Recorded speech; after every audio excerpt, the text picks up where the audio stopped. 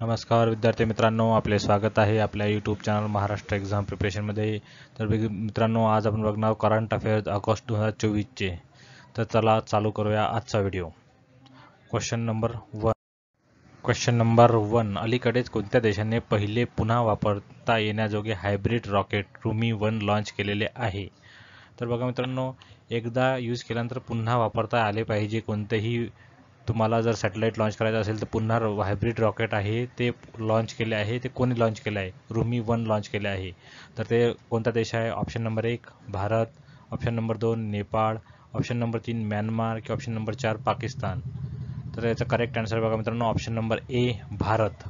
भारत हे पहिले देश आहे ज्याने रुमी-1 लॉन्च केलेले आहे हायब्रिड रॉकेट. Question number 2. अलीकडे कोणत्या अंतराळ संस्थेने मिथेन उत्सर्जनाचा मागोवा घेण्यासाठी टॅनेजर-1 उपग्रह प्रक्षेपित केला आहे? कोणत्या जी अंतराळ संस्था आहे जिने मिथेन जो गॅस असतो त्याच्या उत्सर्जनाचा मागोवा घेण्यासाठी टॅनेजर-1 उपग्रह हा प्रक्षेपित केला आहे? Option number A ISRO, option number B ESA, option number C CNSA, option number 4 D NASA.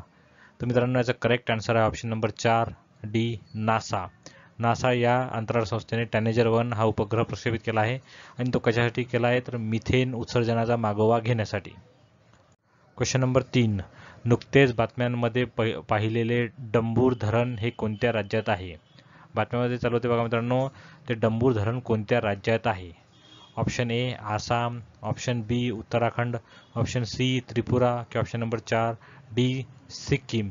तर मित्रांनो, याचा करेक्ट आन्सर आहे option number C Tripura. Dumbur धरण हे त्रिपुरा या राज्यात आहे. Question number 4. पहिल्या नॅशनल स्पेस डेची थीम काय आहे? भारतात जो नवीन फर्स्ट टाइम पहिला नॅशनल स्पेस डे हा मनवला गेला, तर त्याची थीम काय आहे?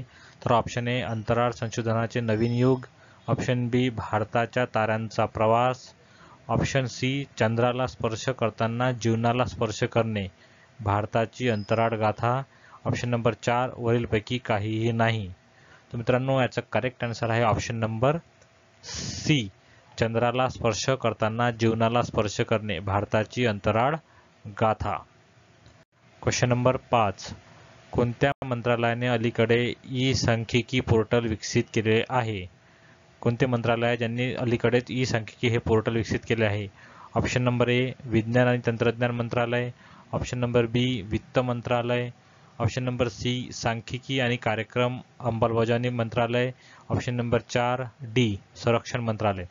तर मित्रांनो, याचा करेक्ट आन्सर तुम्ही गेस केलंच असेल. याचा करेक्ट आन्सर आहे ऑप्शन नंबर सी सांख्यिकी आणि कार्यक्रम अंमलबजावणी मंत्रालय. तर अशाच व्हिडिओ करता आपल्या चॅनलला नक्की सबस्क्राईब करा मित्रांनो. धन्यवाद.